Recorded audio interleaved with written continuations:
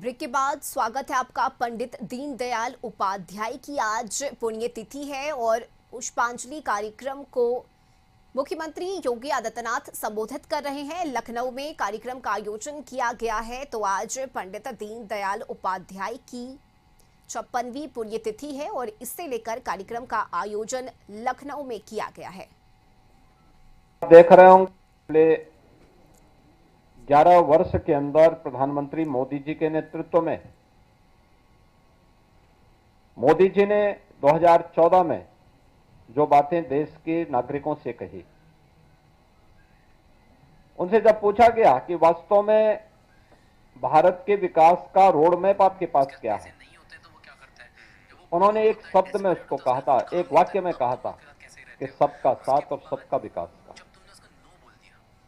इस सबका साथ जिसमें जाति, मत, मजहब, क्षेत्र, भाषा के आधार पर किसी के साथ भेदभाव नहीं है।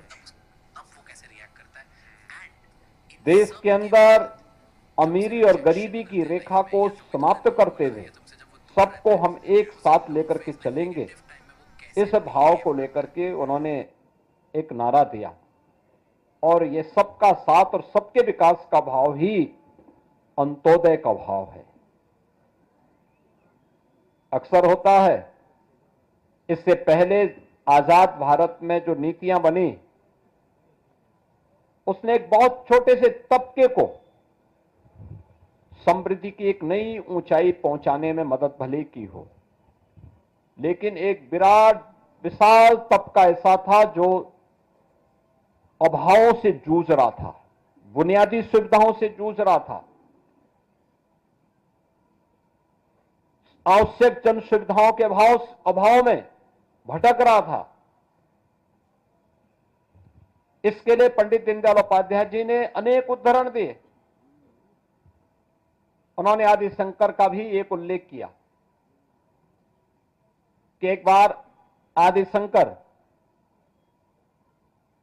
एक घर में भिक्षाटन करने के लिए जाते हैं। वे जैसे ही भिक्षाटन के लिए आवाज लगाते हैं तो उन्होंने देखा कि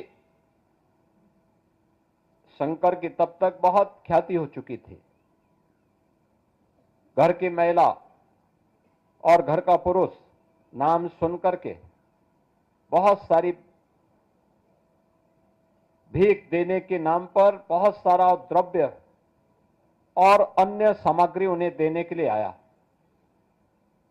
सामने दाता खड़ा है, लेने वाला सामने शंकर के रूप में खड़ा है, लेकिन इसी दौरान उस घर के बगल में एक व्यक्ति की करा उनके कानों में सुनाई देती है, जो भूख से तड़प रहा है, करा रहा है।